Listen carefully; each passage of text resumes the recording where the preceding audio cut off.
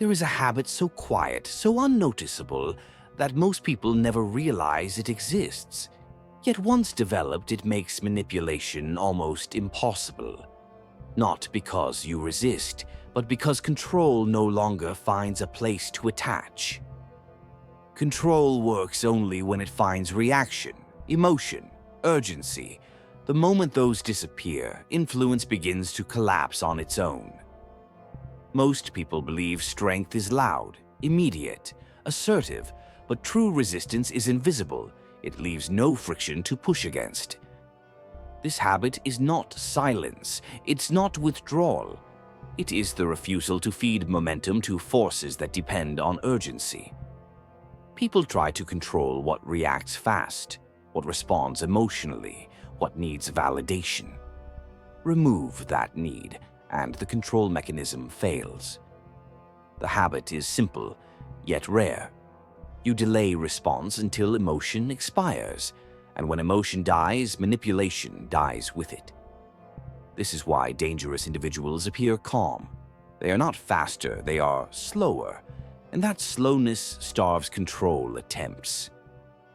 When you stop reacting immediately, others begin adjusting themselves. They speak carefully, they hesitate, they reveal more than intended. The quiet habit does not dominate. It destabilizes those who try, because uncertainty is the enemy of control. This is where the shift begins, not by force, not by confrontation, but by becoming unreadable and therefore uncontrollable. Most people believe power is taken. In reality, it is given, the moment you rush to respond, explain, or defend.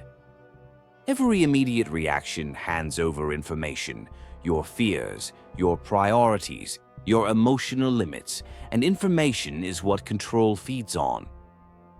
When you pause, something unsettling happens. The other person begins filling the silence. They reveal intention. They expose insecurity. They lose position. Silence after pressure feels uncomfortable, not for you, but for the one applying it, because pressure only works when it moves something. This is why manipulators speed things up. Urgency collapses thinking, delay restores it, and restored thinking breaks their leverage. They will call you distant, cold, uninterested. What they really mean is uncontrollable. Control depends on predictability. When your timing becomes irregular, people lose their rhythm around you. You are not withholding response. You are withholding access. And access is the true currency of power. Once people sense they cannot rush you, they start negotiating with themselves. That is where dominance quietly shifts. This habit doesn't make noise, it doesn't threaten. It simply removes the ground others stand on, without pushing. Fear doesn't come from aggression. It comes from uncertainty, and calm behavior creates the most dangerous uncertainty of all. An aggressive man shows his limits immediately. A calm man reveals nothing. That absence of information forces others to imagine the worst. People fear what they cannot read: tone, intention, reaction. Calm erases all of it at once. When someone stays calm under pressure, the pressure reverses direction. It returns to the source. This is why calm men are rarely challenged twice, not because they fight back, but because no clear outcome is visible. Unpredictability is mistaken for danger, and silence amplifies unpredictability. The mind hates unanswered questions. Calm behavior leaves many unanswered. Aggression seeks dominance. Calmness forces submission without asking. People back away from calm men instinctively, not consciously. Their nervous system does it for them. This is the moment control disappears, because fear replaces strategy. Manipulators rely on rhythm, push, response, adjustment. Silence breaks that rhythm completely. When you don't react, manipulators are forced to move first, and whoever moves first reveals intention. They start explaining too much, repeating themselves, adding urgency. These are not strategies, they are leaks. Silence is not empty, it's a mirror, and most people panic when forced to face themselves. The more they talk, the more they expose motive. Control depends on concealment. Silence destroys concealment. This is why manipulators dislike pauses. Pauses give you control of the frame without saying a word. Once exposed, manipulation loses confidence, and confidence is its only weapon. You don't accuse, you don't confront, you simply let them reveal themselves. Silence turns pressure into confession, not verbally, behaviorally. By the time they realize what happened, the position has already shifted, permanently. People think obedience comes from authority, power, or fear. In reality, it comes from clarity. When someone speaks less, reacts less, and moves slower, others begin adjusting themselves automatically without being told. Silence creates a vacuum, and humans instinctively rush to fill vacuums. They explain more, justify more, comply more, not because they are weak, but because uncertainty is uncomfortable. When you speak less, your words gain weight. Each sentence lands heavier because it is not surrounded by noise.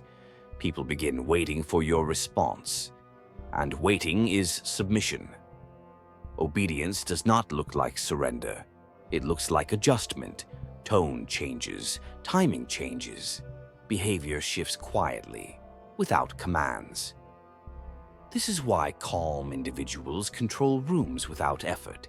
They do not dominate conversations. They regulate energy. And whoever regulates energy controls outcomes. When people are unsure where they stand with you, they behave cautiously. Caution looks like respect. Respect looks like obedience, even when no rules are spoken. This obedience is not forced, it is chosen, because silence gives others just enough space to convince themselves it was their idea. The moment you stop trying to be understood, people start trying to understand you. That shift changes the entire power dynamic. Obedience achieved through silence lasts longer than obedience forced through pressure, because pressure creates resistance. Silence creates alignment. This is the stage where control disappears completely, not because you took it, but because no one feels safe challenging you anymore. When people don't know your position, they begin guessing. And when guessing feels risky, they choose the option least likely to offend you. This is how silence quietly guides decisions without ever issuing commands. Silence removes confirmation. Without confirmation, people seek safety. And safety often means compliance, caution, and choosing paths that favor your presence. Those who speak too early reveal preference. Those who wait force others to reveal theirs. Information flows one way, toward the silent. This is why leaders who speak less are obeyed more, not because they demand loyalty, but because no one wants to gamble against unknown expectations. Silence creates strategic gravity. Decisions begin orbiting around you, not consciously, instinctively. People adjust plans in advance when silence is present. They remove risks, they soften language, they preemptively accommodate. This control feels invisible because it is never announced, but invisible pressure is the hardest to resist. There is nothing to argue against. Once people start deciding with you in mind, your presence no longer needs effort. Influence becomes automatic. This is why silence scales. It works in rooms, in hierarchies, in negotiations, anywhere uncertainty carries cost. At this point, control is no longer external. It has moved inside others, and once that happens, it doesn't need maintenance. Loyalty is not proven when things are clear. It reveals itself when uncertainty appears. Silence creates that uncertainty and forces people to choose sides without being asked. When you stop signaling approval, people stop pretending. Some stay close, some drift away. Silence sorts them faster than confrontation ever could. Those who depend on you emotionally panic first. Those who respect you stay composed. Silence exposes the difference instantly. Loyal people don't need reassurance. They don't demand clarity. They wait. Impatient people reveal themselves by needing control back. This is where hidden agendas surface. Silence removes incentives to perform. What remains is intent. People aligned with you move carefully. People exploiting you move quickly. Speed betrays motive. True loyalty survives distance. False loyalty demands access. Silence removes access, and the difference becomes obvious. This is why powerful figures pull back occasionally, not to test people, but to observe them without interference. Once loyalty is visible, you stop investing blindly. Energy becomes precise. Trust becomes selective. Silence doesn't ask who is loyal. It lets behavior answer, without debate. At first, silence protects you, then it guides behavior, then it shapes decisions. Eventually, it becomes expectation, and expectation is authority. People stop asking what you think. They start assuming carefully. That transition marks the end of resistance. Authority doesn't announce itself. It becomes felt. Rooms adjust before you speak. Conversations soften before you enter. At this stage, reactions around you are delayed. Not yours, theirs. People hesitate where they once rushed. Silence has trained the environment. What once required effort now happens naturally, not through fear, through alignment. You are no longer reacting to pressure. Pressure adjusts to you. That is the difference between presence and authority.